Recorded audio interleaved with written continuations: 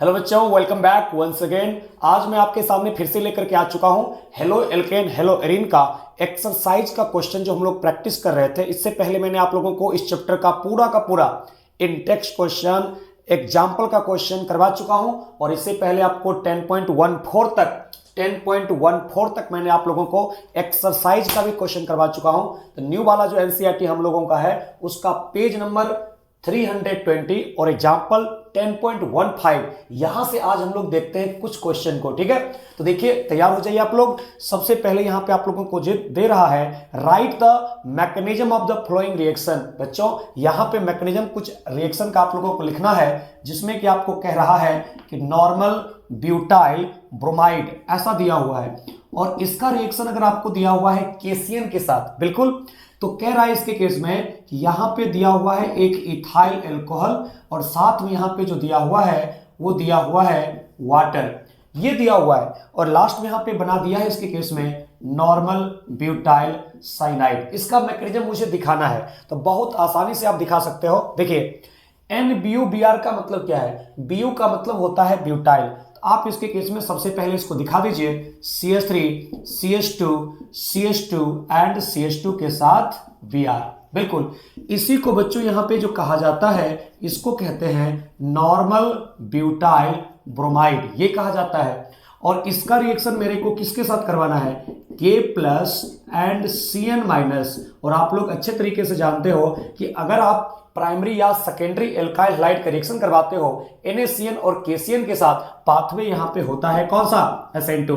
जब इसके केस में SN2 पाथवे होगा तो कार्बन पे नेगेटिव चार्ज है और नाइट्रोजन पे लोन पेयर है। और आप लोग अच्छे तरीके से जानते हो कि नेगेटिव चार्ज और लोन पेयर में अच्छा डोनर कौन होता है? आप जानते हो अच्छे तरीके से कि नेगेटिव चार्ज अच्छा डोनर होता है कंपेयर टू लोन पेयर। इसलिए यहां पे हम लोग कहेंगे कि कार्बन के साथ बॉन्ड बनेगा और अगर कार्बन के साथ बॉन्ड बनेंगे तो यही जो फॉर्मेशन करेगा CH3 CH2 एंड CH2 के साथ यहां पे फॉर्मेशन कर देगा Cn और साथ में यहां पे बाहर निकल जाता है KBr। देख लीजिए इस तरीके से जो फॉर्मेशन किया है 1 2 3 4 5, इसका अगर आपसे नाम पूछेगा आप कहोगे इसका नाम होता है बच्चों पेंटेन नाइट्राइल्स। इस तरीके से हम लोग रिएक्शन इसका दिखा सकते हैं। तो आराम से आप यहां पे कह सकते हो कि जब हम लोग एल्काइल हैलाइड का रिएक्शन करवाते हैं NaCN और KCN के साथ, SN2 पाथवे होता है। SN2 पाथवे का मतलब हुआ एक तरफ से न्यूक्लियोफाइल का अटैक करना, दूसरे तरफ से लिविंग ग्रुप का निकलना होता है साइमल्टेनियसली। इस तरीके से आप देखते हो 4 कार्बन पहले से था, एक कार्बन इसका ऐड हुआ, 1 2 3 4 5 कार्बन हो गया, नाम हो गया इसका पेंटेन नाइट्राइल। ये हो गया आपका 10.15। पेशेंस पूर्वक पूरा का पूरा वीडियो आप लोग देखा कीजिए, तब जाकर के आप लोगों को फायदा करेगा, ठीक है ना। आप एक आध क्वेश्चन देख करके भाग जाओगे, आपको फायदा होने वाला है नहीं। उसके बाद देखिए नेक्स्ट इसके केस में बहुत ही जबरदस्त दिया हुआ है जो बोर्ड एग्जाम के लिए इंपॉर्टेंट तो है ही, उससे कहीं ज्यादा ये इंपॉर्टेंट है जेईई मेन एग्जाम के लिए, नीट एग्जाम के लिए बहुत ही VVI क्वेश्चन है। अब आपको पूछा जा रहा है कि arrange the compound of each set in order of reactivity towards SN2 displacement. बच्चों आपको इसके बताने से पहले बता देना चाहता हूं, आपको बता चुका हूं मैं कि रेट ऑफ SN2 जो होता है वो rate of SN2 inversely proportional होता है किसके? स्टेरिक क्राउडिंग के और स्टेरिक हिंड्रेंस के। तो आप इसके केस में कह सकते हो जितना कम स्टेरिक हिंड्रेंस होगा, जितना कम स्टेरिक क्राउडिंग होगा, रेट ऑफ SN2 उतना ही ज्यादा होने वाला है। इसी पे तो बनेगा। या फिर हम लोग कहते हैं कि डायरेक्टली प्रोपोर्शनल होता है, या तो हम लोग कहते हैं डायरेक्टली प्रोपोर्शनल होता है attraction between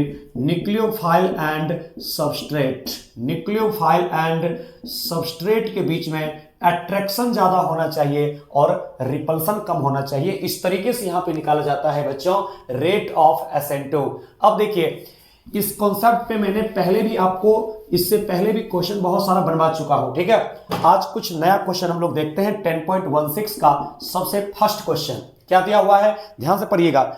2 bromo 2 methyl butane. NCERT में आपको पूरा स्ट्रक्चर का नाम लिखा हुआ है, मैं यहां पे जो आपको दे रहा हूं स्ट्रक्चर बना करके बना रहा हूं, तो सुनिएगा ध्यान से।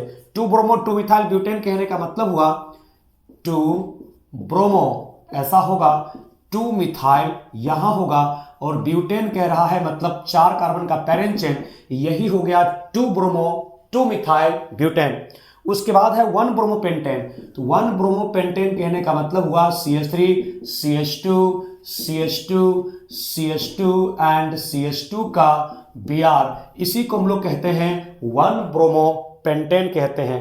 उसके बाद यहां पे ऐसा होता है जिसको कि हम लोग कहते हैं 2 ब्रोमोपेंटेन, 1 2 3 4 एंड 5, इसको हम लोग कहते हैं 2 ब्रोमोपेंटेन। बच्चों आप अच्छे तरीके से एनसीईआरटी लेकर के बैठिए, और एक एक क्वेश्चन का जो नाम लिखा हुआ है उसके मुताबिक मैं स्ट्रक्चर लिख रहा हूं।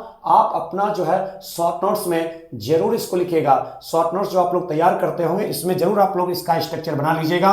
और अगर इसमें से पूछा जाता है अब इसका कि रेट ऑफ SN2 का ऑर्डर क्या होगा, तो बच्चों आप बड़ा ही सावधानी से कह सकते हो कि ये हो गया टर्सरी, ये हो गया इसके केस में प्राइमरी, और ये हो गया सेकेंडरी। और आप लोग अच्छे तरीके से जानते हो कि रेट ऑफ SN2 ज्यादा होता है प्राइमरी का, फिर होता है सेकेंडरी का, फिर होता है टर्सरी का, क्योंकि इनवर्सली प्रोपोर्शनल होता है स्टेरिक हिंड्रेंस। जी हां, इसलिए इसका जो आंसर होने वाला है वो सबसे ज्यादा होगा 2 का, उसके बाद हो जाएगा यहां पे 3 का, और सबसे कम होगा यहां पे फर्स्ट का, क्योंकि ये टर्सरी है। इस तरीके से बहुत ही इंपॉर्टेंट क्वेश्चन का आपको सॉल्यूशन मिला है।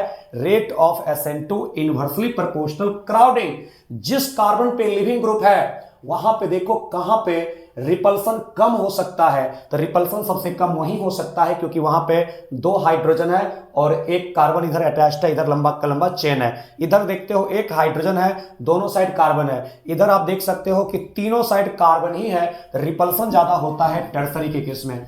उम्मीद करता हूं आपको ये समझ में आ गया होगा क्वेश्चन, और जो मैंने बताने का कोशिश किया है ये आपके लिए पूरी तरह से यूजफुल होगा, जरूर मैं उम्मीद कर सकता हूं। देखिए सेकेंड आपसे कहा यह जा रहा है 1 ब्रोमो 3 मिथाइल ब्यूटेन।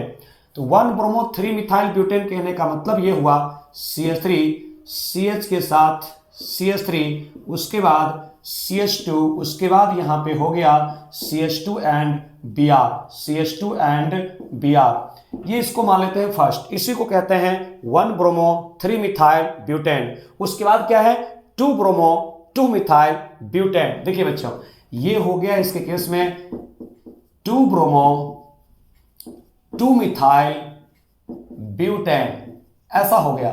उसके बाद यहां से आप लोगों को दिया हुआ है 2 ब्रोमो 3 मिथाइल ब्यूटेन।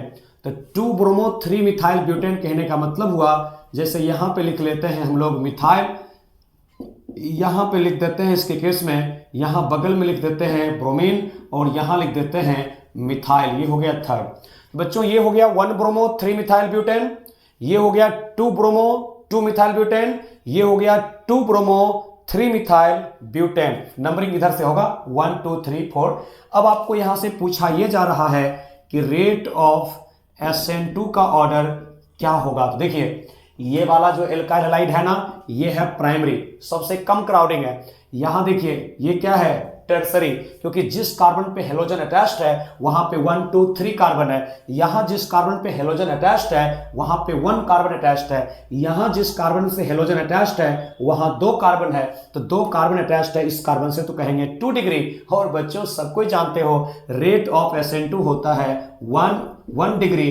उसके बाद यहां पे हो जाता है इसके केस में 2 डिग्री, यानी कि 3 हो जाएगा, और सबसे कम हो जाएगा 2 का, क्योंकि वहां पे है 3 डिग्री। इस तरीके से हम लोग कह सकते हैं कि 1 ब्रोमो 3 मिथाइल ब्यूटेन, उसके बाद 2 ब्रोमो 3 मिथाइल ब्यूटेन, और सबसे कम रिएक्टिव होगा 2 ब्रोमो 2 मिथाइल ब्यूटेन, क्योंकि वहां पे क्राउडिंग सबसे ज्यादा है सर जी।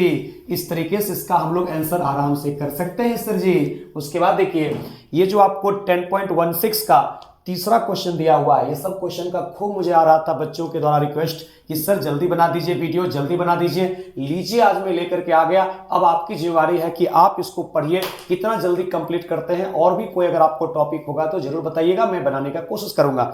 उसके बाद देखिए 1 ब्रोमो ब्यूटेन, तो अब यहाँ पे थर्ड वाले में जो दिए हुए हैं ना, वो दिए हुए हैं 1 ब्रोमो ब्यूटेन। तो 1 ब्रोमो ब्यूटेन इसको कहते हैं। और उसके बाद यहां पे दिया हुआ है 1 ब्रोमो 2,2 डाइमिथाइल प्रोपेन। तो 1 ब्रोमो 2,2 डाइमिथाइल, तो 2,2 डाइमिथाइल इसको हम लोग कहते हैं। और ये हो गया इसके केस में 1 पे ब्रोमीन, यही हो गया ना बच्चों। तो 1 ब्रोमो 2 डाइमिथाइल प्रोपेन, उसके बाद है 1 ब्रोमो 2 मिथाइल ब्यूटेन। तो 1 ब्रोमो ले लेते हैं, उसके बाद 2 मिथाइल, तो 2 मिथाइल बोले तो इसका मतलब ये हुआ, और 1 पे ब्रोमीन हुआ। इस तरीके से एनसीईआरटी अपने पास रखिए और उसका स्ट्रक्चर बनाना सीखिए। तो 1 ब्रोमो 2 मिथाइल ब्यूटेन, उसके बाद दिया हुआ है आप लोगों को 1 ब्रोमो 3 मिथाइल ब्यूटेन। तो 1 ब्रोमो 3 मिथाइल ब्यूटेन बोले तो 1 पे ब्रोमीन और 3 पे मिथाइल, इस तरीके से यहां पे हम लोग कर सकते हैं। ये हो गया 4। आपको इसमें भी जो पूछा जा रहा है वो कहा जा रहा है कि रेट ऑफ SN2 का ऑर्डर क्या होगा। ध्यान से सुनिएगा बच्चों, रेट ऑफ SN2 पूछेगा। सबसे पहले हम लोग देखते हैं जिस कार्बन पे हेलोजन अटैच्ड है ना, उसका डिग्री देखते हैं रे बाबा। देखो ना, यहां पे ये प्राइमरी है, यहां पे ये आपको प्राइमरी है, यहां पे ये प्राइमरी है, और ये भी क्या है, प्राइमरी है। आप कहोगे सर ये तो अजूबा क्वेश्चन है, जहां हेलोजन अटैच्ड है ना सर, सब में प्राइमरी है। अब क्या होगा सर, कुछ तो होगा ना। यहां पे देखो अब क्या होने वाला है। उसके बाद वाले कार्बन का डिग्री देखते हैं। तो बाद वाले कार्बन का डिग्री देखते हैं, जब पहला कार्बन का डिग्री सेम हो जाता है, दूसरे कार्बन का डिग्री देखते हैं। यहां 2 डिग्री है, इसके बगल में यहां पे क्या है, इसके बगल में यहां 4 डिग्री है, इसके बगल में यहां 2 डिग्री है, और इसके बगल में यहां पे 3 डिग्री है।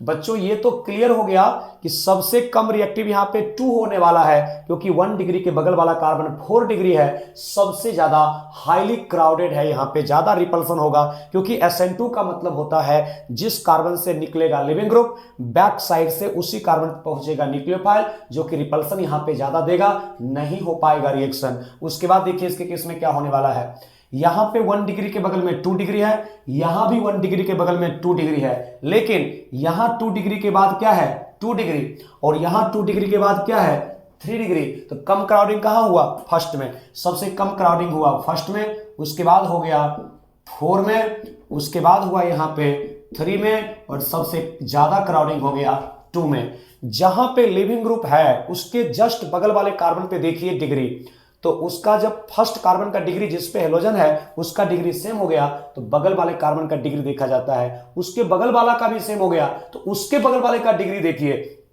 कहीं ना कहीं तो डिफरेंस होगा। और ओवरऑल हम लोग कहेंगे रिएक्टिविटी का जो ऑर्डर होता है वो प्राइमरी, सेकेंडरी और टर्सरी होता है, रेट ऑफ SN2। और रेट ऑफ अगर SN1 की बातें करें तो टर्सरी, सेकेंडरी, प्राइमरी होता है। ठीक है ना। अब बच्चों यहां से आते हैं इसी में 10.17, जो क्वेश्चन भी बहुत ही शानदार है। आपको एक यही पेज नंबर 320 में क्वेश्चन नंबर 10.17 हाइड्रोलिसिस करना है। हाइड्रोलिसिस करने वाला दिया हुआ है, आउट ऑफ C6H5CH2Cl2। इसको मैं थोड़ा ओपन कर देता हूं बच्चों। C6H5 का मतलब ये हुआ, इसके साथ यहां पे CH2Cl है, और दूसरा जो यहां पे दिया हुआ है इसके केस में वो दिया हुआ है यहां पे, जिसमें कि 2 C6H5 है, ऐसा दिया हुआ है। CH के साथ Cl है, और फिर यहां पे दिया हुआ है C6H5। यहां पे कहा क्या जा रहा है, out of C6H5CH2Cl and C6H5CH6H5 ऐसा दिया हुआ है, which is more easily hydrolyzed by aqueous KOH। तो जैसे यहां पे आपको हाइड्रोलिसिस करने की बातें कही बच्चों, ध्यान देना, जैसे आपको बेंजाइल हैलाइड है, और अगर इस बेंजाइल हैलाइड का हाइड्रोलिसिस करने की बातें कहा, तो आपको यहां पे लेना है इसके केस में SN1 पाथवे। बिल्कुल SN1 पाथवे से रिएक्शन करवाना है। और SN1 पाथवे में आप लोग अच्छे तरीके से जानते हो बच्चों, बनता है कार्बोकेटायन इंटरमीडिएट। बिल्कुल यहां बनता है जब कार्बोकेटायन इंटरमीडिएट, तो यहां निकलेगा पहले Cl-, यहां से भी निकलेगा Cl-, और जब यहां Cl- निकलेगा तो ये बनाएगा CH2+, ये कार्बोकेटायन, और इसके केस में जो बनाने वाला है वो बनाएगा ये सेकेंडरी कार्बोकेटायन। जो सेकेंडरी कार्बोकेटायन इसका मोर स्टेबल होगा इसके रिस्पेक्ट में, और ये लेस स्टेबल होगा। इस दोनों में मोर स्टेबल ये वाला कार्बोकेटायन होगा। जिसका कार्बोकेटायन इंटरमीडिएट मोर स्टेबल होगा उसी का रेट ऑफ हाइड्रोलिसिस ज्यादा होगा। यानी कि अगर यहां से अगर आप फर्दर इसका हाइड्रोलिसिस करोगे तो वाटर का OH- यहां पे ऐड होने के बाद फॉर्मेशन करेगा बेंजाइल अल्कोहल, और यहां पे भी अगर आप वाटर का अटैक कराओगे तो यहां भी हम लोग कहने वाले हैं कि इस कार्बोकैटायन इंटरमीडिएट के ऊपर वाटर का OH- फाइनली ऐड होकर के फॉर्मेशन करेगा प्रोडक्ट ये। अगर इसके केस में ये मान लीजिए कि यहां पे दिया हुआ है इसके केस में A और ये दिया हुआ है बच्चों B, तो आप लोग जानते हो होता क्या है, होता ये है कि rate of SN1 directly proportional होता है स्टेबिलिटी ऑफ कार्बोकैटायन इंटरमीडिएट। जी हाँ, rate of SN1 directly proportional होता है stability of carbocation, stability of carbocation intermediate. यानी कि सेकेंड और फर्स्ट में आपको देखना पड़ेगा किसका कार्बोकैटायन ज्यादा यहां पे स्टेबल है। यानी कि इसके केस में अगर मेरे को पूछा जाता है ना कि रेट ऑफ हाइड्रोलिसिस का ऑर्डर क्या होगा, हम लोग यहां पे कहेंगे B is more reactive than A। बिल्कुल, क्योंकि B वाले का कार्बोकैटायन सेकेंडरी है और यहां पे 6 पाई बॉन्ड के साथ रेजोनेंस स्टेबलाइज्ड होता है और फर्स्ट वाले का कार्बोकैटायन मात्र 3 पाई बॉन्ड के साथ रेजोनेंस स्टेबलाइज्ड होता है। तो ज्यादा स्टेबल कार्बोकैटायन यहां पे सेकेंड का हो रहा है, इसलिए हम लोग यहां पे कहेंगे कि ईज ऑफ हाइड्रोलिसिस या रेट ऑफ हाइड्रोलिसिस सेकेंड का ज्यादा होगा कंपेयर टू फर्स्ट। उसके बाद देखिए 10.1 जो आप 10.18 जो कहा जा रहा है ना कि para dichlorobenzene has higher melting point than those of ortho and meta isomers discuss. बच्चों ये डिस्कस करने की बातें यहां पे कह रहा है, आपको अच्छे तरीके से मालूम होगा। मैं पहले आपको थोड़ा लिख देता हूं, उसके बाद मैं आगे बढ़ूं कि जब मेल्टिंग पॉइंट की बातें करता है तो यहां पे देखा जाता है मॉलिक्यूल का सिमेट्री, बिल्कुल सिमेट्री यहां पे देखा जाता है। जैसे कि आपको दिया हुआ है कहीं पे क्वेश्चन, पहले तो लिख देता हूं यहां पे 10.18 क्वेश्चन ये है इसके केस में कि अगर मेरे को एक 1,2 डाइक्लोरोबेंजीन दिया हुआ है, नेक्स्ट इसके केस में दिया हुआ है जिसमें कि 1,3 डाइक्लोरोबेंजीन दिया हुआ है और नेक्स्ट इसके केस में जो दिया हुआ है वो 1,4 डाइक्लोरोबेंजीन। तो बच्चों आपको मेल्टिंग पॉइंट जो पूछता है इसमें आपको पता है क्या, जो जितना ज्यादा सिमेट्रिकल होता है उसका क्रिस्टल फिटिंग एटम का उतना बेहतर होता है, यानी कि उसका मेल्टिंग पॉइंट ज्यादा होता है। आप कहोगे कि पारा वाला होता है मोर सिमेट्रिकल, जिसके कारण मेल्टिंग पॉइंट यहां पे पारा वाले का ज्यादा होता है। फिर ऑर्थो एंड मेटा में ज्यादा होता है मेल्टिंग पॉइंट ऑर्थो वाले का, सबसे कम होता है मेटा वाले का। इस तरीके से मेल्टिंग पॉइंट हम लोग यहां पे निकालते हैं। इसी बात को थोड़ा सा हम लैंग्वेज में लिख लेते हैं। आइए हम लोग लैंग्वेज पहले इसका देख लेते हैं। इसको पहले आप लोग नोट कर लीजिए। यहां पे देखिए मैंने लिख दिया इस बातों को कि out of the above 3 isomers of dichlorobenzene the para isomers is more symmetrical than other 2 isomers. आप देख सकते हो इसमें ज्यादा होती है सिमेट्री, ज्यादा सिमेट्रिकल होता है। So it has more closely packed arrangement of molecule in its crystal lattice. So para-dichlorobenzene has higher melting point as compared to ortho and meta। आप देखोगे ये डेटा आप लोगों को एनसीईआरटी में लिखा हुआ है, अच्छे तरीके से आप इसका सॉल्यूशन देख सकते हो। एनसीईआरटी में भी लिखा हुआ है, वहीं से हमने भी इस डेटा को लिया है और कुछ एक्स्ट्रा नहीं है। ठीक है बच्चों, तो मिलते हैं अगले लेक्चर में। अगला जो लेक्चर होने वाला है बहुत ही शानदार और वो होगा कन्वर्जन का। ठीक है ना, आप देख सकते हो इसमें जो अब दिया हुआ है 10.19 का, इसमें 1 से लेकर के 20 तक 20 क्वेश्चन जो है ना, 20 क्वेश्चन कन्वर्जन का है, जो मैं 1 शॉट में पूरा कंप्लीट करने की कोशिश करूंगा। और ये 4-5 क्वेश्चन मात्र अब बचा हुआ है, ये चैप्टर हो जाएगा कंप्लीट। एल्कोहल फिनॉल का भी सीरीज में स्टार्ट रखा हूं, उधर से भी होते आ रहा है। तो आप लोग यहाँ पे रेगुलर प्रैक्टिस करते रहिए। और अगर आप एनसीईआरटी को अपने जो है ना कंट्रोल में कर लेते हो, बस में कर लेते हो, यकीन मानिए आपको बोर्ड एग्जाम का टेंशन नहीं रहेगा, आपको नीट एग्जाम का भी टेंशन ना रहेगा, अगर आप जेईई मेन देने वाले हो उसका भी टेंशन नहीं रहेगा, क्योंकि क्वेश्चन सारे यहीं से सेट होते हैं, कॉन्सेप्ट यहीं से रहते हैं। मैं कंप्लीट मैकेनिज्म के साथ समझाने का कोशिश भी करता हूं। बच्चों अच्छे से पढ़िए, स्वस्थ रहिए, सुरक्षित रहिए, माता पिता का कहना जरूर मानिए। शिक्षक जिससे आप पढ़ते हैं उनके बातों को आप रिस्पेक्टफुल तरीके से आप उसको मानिए, उसको फॉलो करिए, और जो भी आपको अपने सिलेबस पढ़ने हैं उसको मन लगा करके पूरा डेडिकेशन के साथ पढ़िए और आप अपने ड्रीम कॉलेज में एडमिशन लीजिए और लाइफ को एंजॉय करिए। Okay, thank you everyone. जय हिंद, जय भारत, बंद।